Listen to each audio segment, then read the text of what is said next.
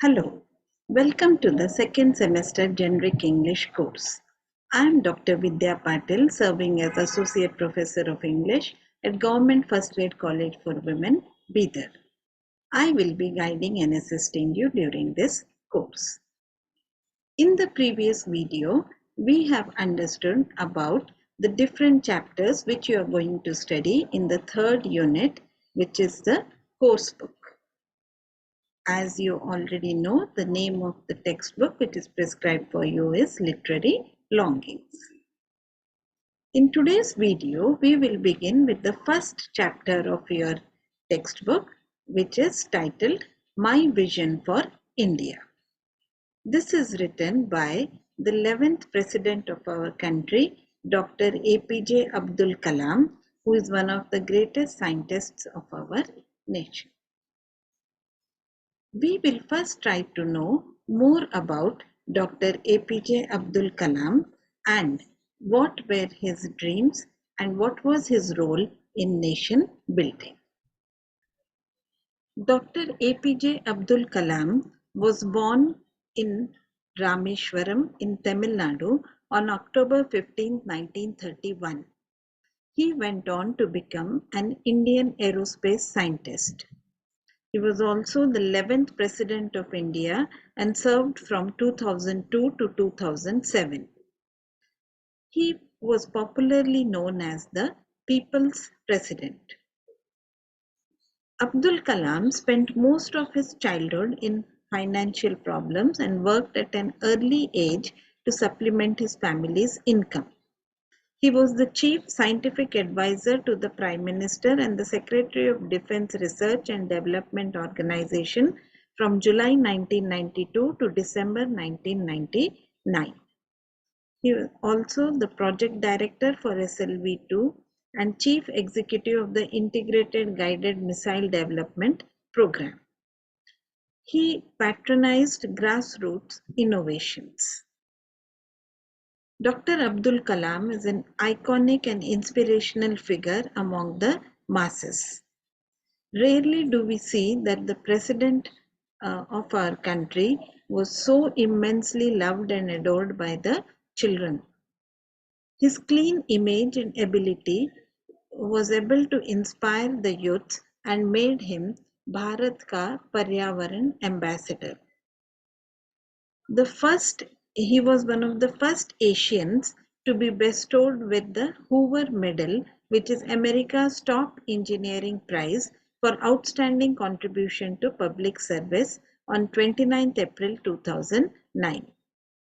He was also honored with the nation's highest civilian honors, the Padma Bhushan in 1981, the Padma Vibhushan in 1990, and the Bharat Ratna in 1997 for his work with ISRO and DRDO and his role as a scientific advisor to the Indian government.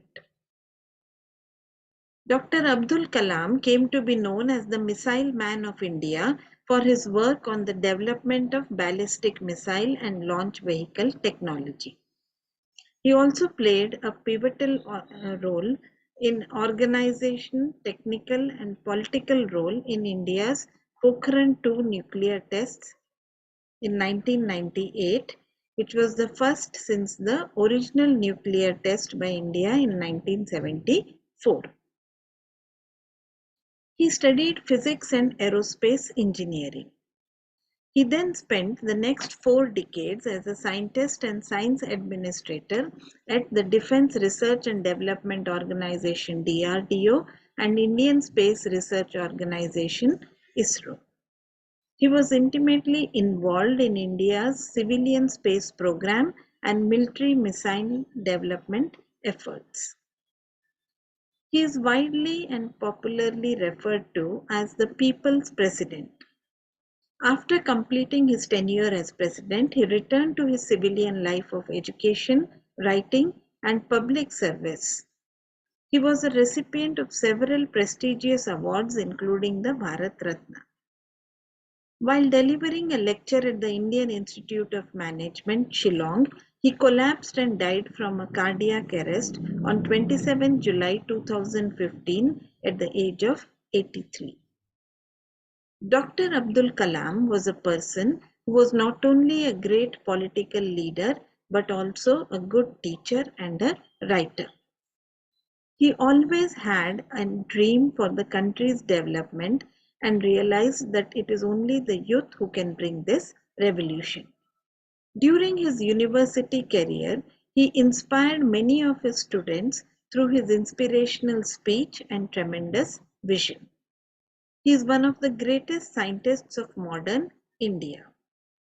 His role in nation building will be always remembered.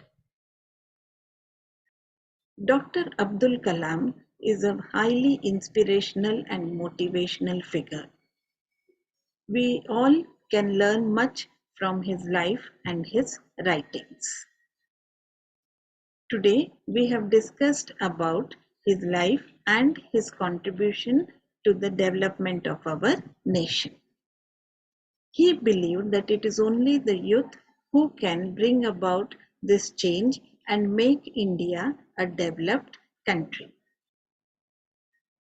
In this lesson, My Vision for India, he outlines the visions which he has and how he wishes that India should be seen by the world.